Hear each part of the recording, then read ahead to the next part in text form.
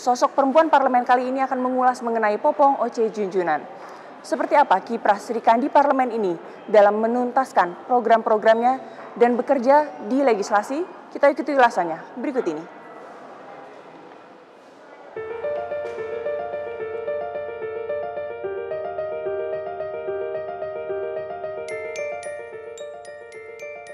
Partisipasi perempuan dalam politik dan publik merupakan salah satu wujud demokrasi karena memberikan kontribusi besar dalam kesetaraan gender dan kehidupan demokrasi. Keterlibatan perempuan dalam kancah politik bukanlah hal baru. Dalam sejarah perjuangan kaum perempuan di Indonesia, partisipasi perempuan dalam pembangunan berperan penting dalam memajukan pendidikan, ekonomi, lembaga kenegaraan, dan pemerintahan. Dalam sejarah perjuangan kaum perempuan di Indonesia, kita mengenal tokoh-tokoh perempuan seperti Raden Ajeng Kartini, Dewi Sartika, Nyi Ageng Serang, Cut Nyadin, dan masih banyak lagi tokoh perempuan di Indonesia. Partisipasi perempuan dalam kancah politik di Indonesia, khususnya keterwakilan perempuan dalam pengambilan keputusan, menjadi agenda penting pemerintah dan legislatif. Partisipasi perempuan dapat meningkatkan kesejahteraan perempuan sendiri dengan mewakili, mengawal, dan mempengaruhi agenda dan proses pembuatan kebijakan, serta turut serta dalam proses pembangunan. Kuota keterwakilan wanita di Dewan Perwakilan Rakyat periode tahun 2014 hingga tahun 2019 saat ini mencapai 94 perempuan dari jumlah total 560 anggota DPR RI. Salah satunya Popong Oce Junjunan dari fraksi Partai Golongan Karya DPR RI.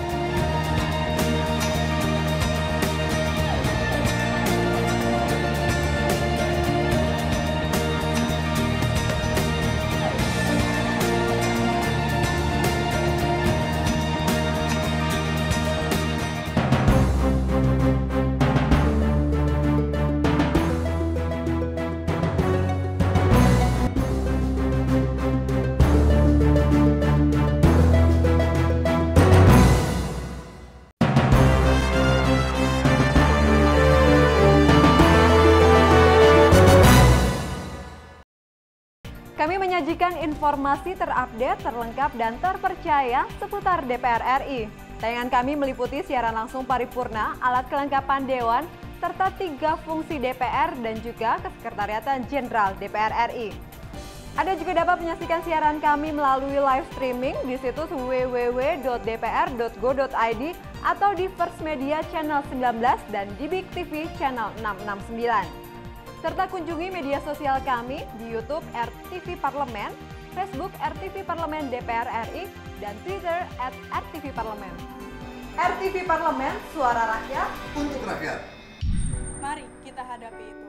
Narkoba merusak sistem saraf, pembuluh darah dan fisik mental, emosional kita. Siapapun yang menggunakannya, kecanduan akan mulai kapan saja dan di mana saja, bahkan kematian ada di depan mata kita. Sangat mudah masuk kembali ke dalam pikiran kita. Untuk kalian, jauhi narkoba.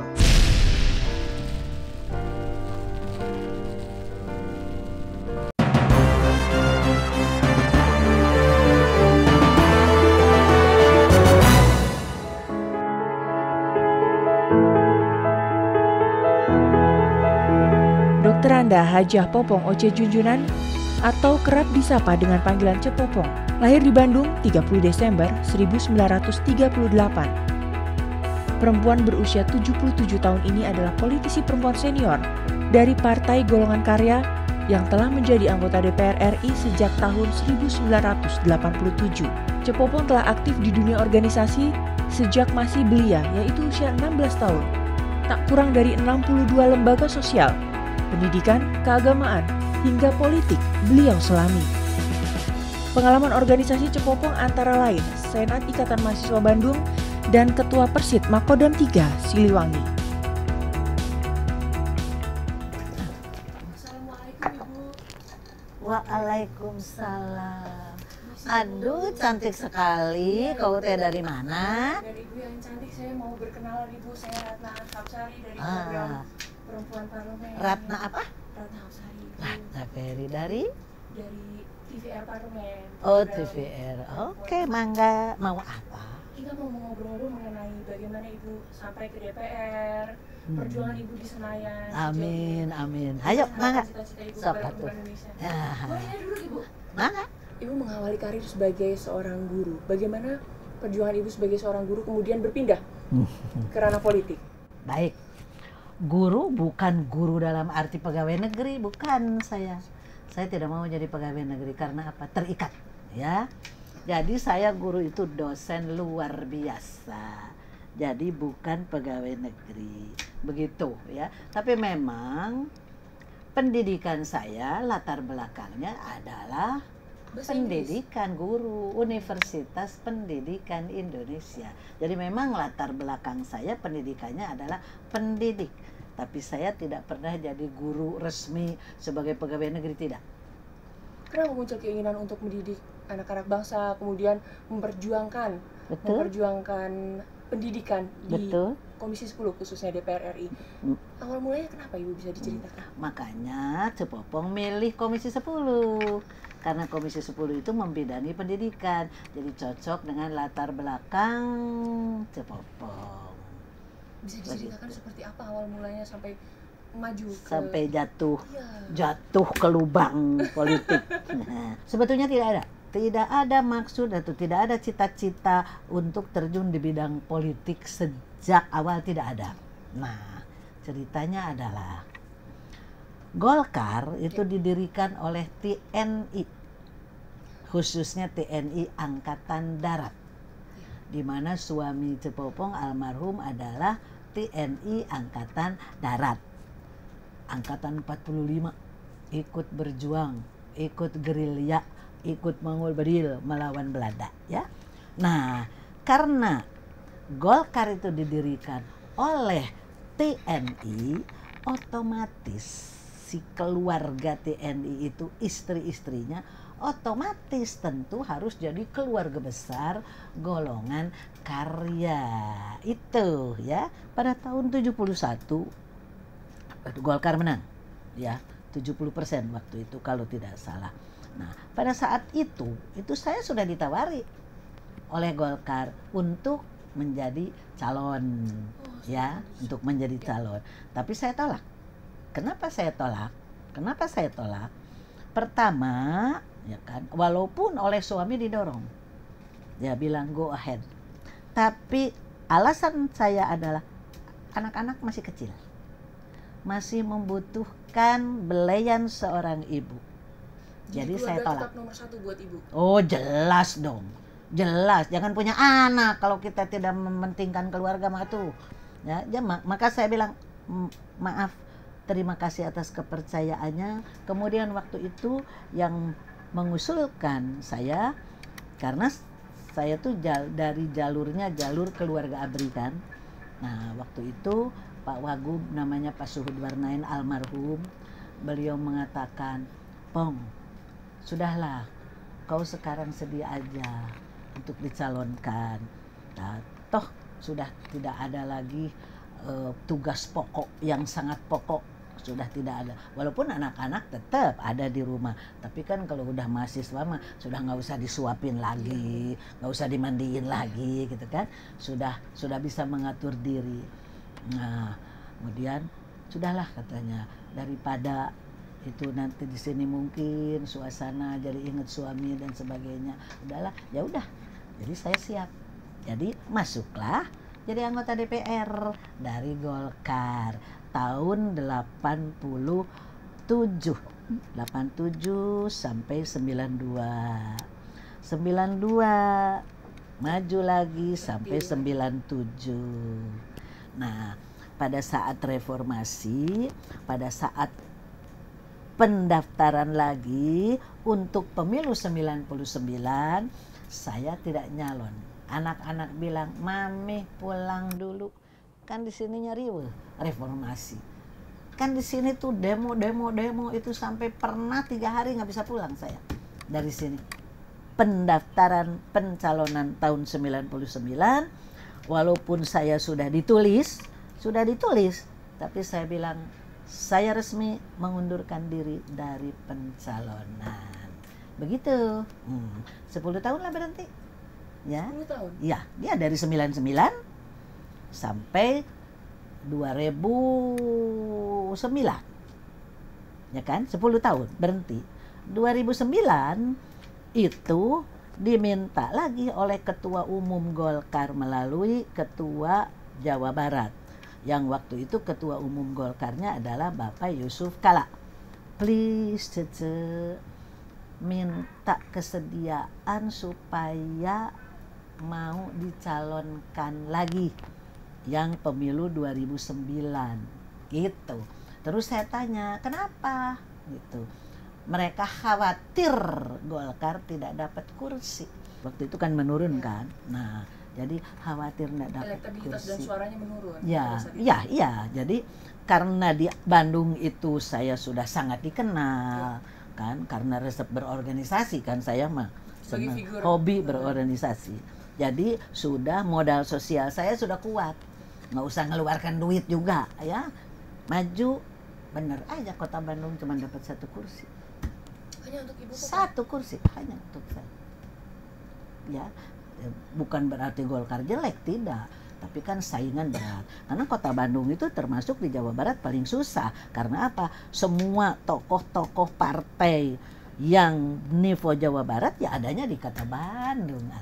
Yang sudah jadi incumbent itu harus tetap mau dicalonkan lagi. Kalau kita sudah punya konstituen, kan itu konstituen itu kan bisa kita pegang. Itu maksudnya. Makanya majulah lagi gitu. Ya itu latar belakang. Istri dari almarhum Oce Junjunan, seorang tentara abdi negara dan ibu dari 4 orang anak ini adalah seorang pendidik bahasa Inggris dan dosen luar biasa dari Institut Keguruan dan Ilmu Pendidikan Bandung, tempat beliau menempuh pendidikan saat tahun 1982. Kecakapannya dalam mengajar dan aktif dalam berbagai organisasi membuat Cepopong mampu selalu menjaga amanah masyarakat di daerah pemilihan Jawa Barat 1. Meski pemerintahan dan sistem pemilihan anggota parlemen silih berganti. Pengabdiannya di DPR RI disuarakan di Komisi 10 yang membidangi pendidikan, olahraga, dan sejarah. Apa yang mau Ibu Popong perjuangkan di Komisi 10, terutama bagi pendidikan? Banyak sekali yang harus dibangun. Pertama, ada sistem pendidikan kita yang harus dikaji kembali. Ujian nasional? Banyak. Oh iya? Banyak sekali ya. Di antaranya ujian nasional. Makanya sekarang ujian nasional sudah beda kan dari dulu.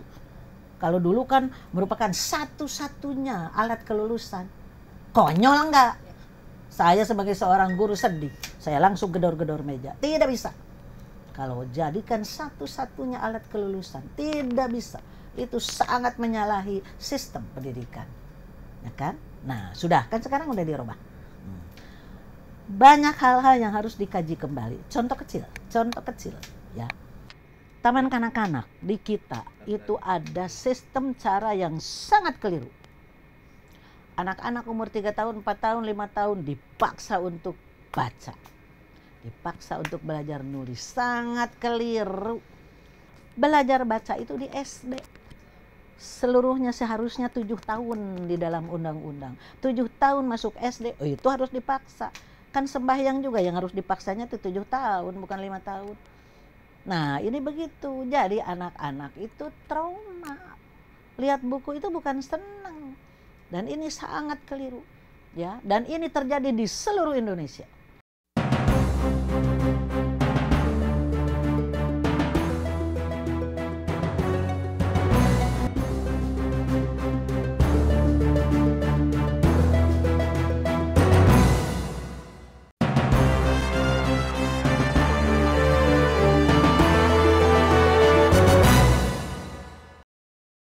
Kami menyajikan informasi terupdate, terlengkap, dan terpercaya seputar DPR RI. Tayangan kami meliputi siaran langsung paripurna, alat kelengkapan Dewan, serta 3 fungsi DPR dan juga Kesekretariatan Jenderal DPR RI. Anda juga dapat menyaksikan siaran kami melalui live streaming di situs www.dpr.go.id atau di First Media Channel 19 dan di Big TV Channel 669. Serta kunjungi media sosial kami di YouTube RTV Parlemen, Facebook RTV Parlemen DPR RI dan Twitter @RTVParlemen. RTV Parlemen, suara rakyat untuk rakyat. Mari kita hadapi itu. Narkoba merusak sistem saraf, pembuluh darah, dan fisik mental, emosional kita.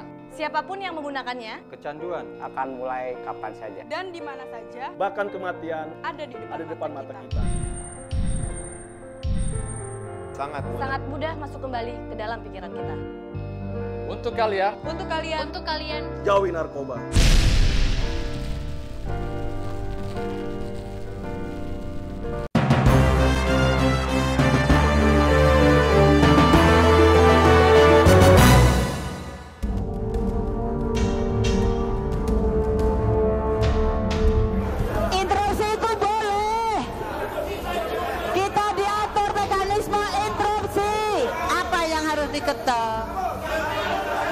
Jangan mengambil keputusan lanjut dulu.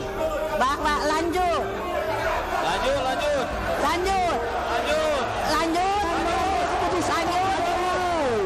Jangan mengambil keputusan terlebih dahulu. Bapak, apa bisa duduk? Nanti saya akan minta pandangan per partai. Tolong duduk dulu. Bisa. Perhatikan interupsi terlebih dahulu. Saya minta duduk dulu.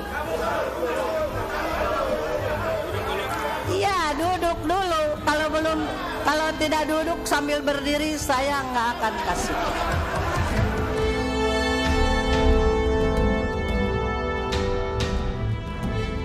Nama Cepopong mencuat di media dan publik saat sebagai anggota tertua, Popong Oce Junjunan memimpin sementara sidang paripurna DPR RI periode tahun 2014 sampai tahun 2019 bersama Ade Reski Pratama yang merupakan anggota DPR RI termuda dari daerah pemilihan Sumatera Barat sebelum pimpinan DPR RI terpilih secara syah. Harapan saya adalah, yuk terutama yang di anggota DPR ini, laki perempuan, dan kan saya paling tua. Nah, makanya kemarin itu mimpin karena saya paling tua kan. Harapan saya ada, yuk semuanya kita berangkat dari sumpah. Pada saat kita dilantik, kan kita disumpah. Demi Allah loh sumpahnya. Ya kan, demi Allah saya bersumpah. Dan seterusnya. Sangat serius kepada Gusti Maha Suci, kepada Allah. Akan melaksanakan tugas dengan sebaik-baiknya, dengan penuh tanggung jawab, dan seterusnya. Kalau semua berangkat dari sana, tidak akan ada yang malas. Tidak akan ada yang korupsi. Ya kan? Tidak akan ada yang meninggalkan tugas. Tidak akan ada yang seharusnya ke dapil kemudian dia tidak ke dapil. Tidak akan ada kalau kita berangkat dari sumpah. Itu harapan saya. Ingat, sumpah bukan kepada ketua DPR kan? Sumpahnya itu. Coba kalau semua berangkat dari sana, pasti takut atau akan berbuat yang jelek. Benar tidak? Nah itu. Semua, bukan hanya anggota DPR. Apakah itu presiden, apakah itu menteri, apakah itu dirjen. Semua sumpah. So, kalau semua berangkat dari sana, apa akan ada yang malas? Semua akan memiliki dedikasi. Karena ingat sumpah. Kalau tidak disumpah mungkin tidak apa-apa. Tapi ini kan disumpah. Disaksikan oleh jutaan rakyat. Mangga. Nah itu.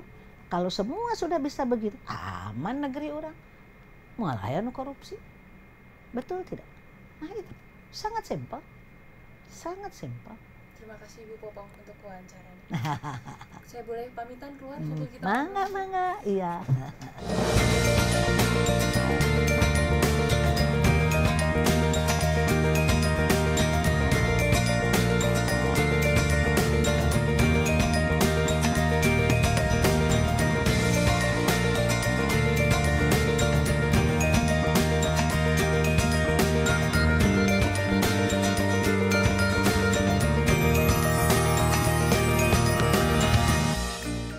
Popong Oce Junjunan memiliki harapan agar perempuan di Indonesia menomorsatukan keluarga. Kemudian pribadi-pribadi di Indonesia menjadi pribadi yang cagar, bager, dan pintar, dan anak-anak Indonesia mendapatkan pendidikan yang setinggi-tingginya. Demikian Perempuan Parlemen kali ini yang mengulas mengenai Popong Oce Junjunan. Saya Ratna Apsari, sampai jumpa.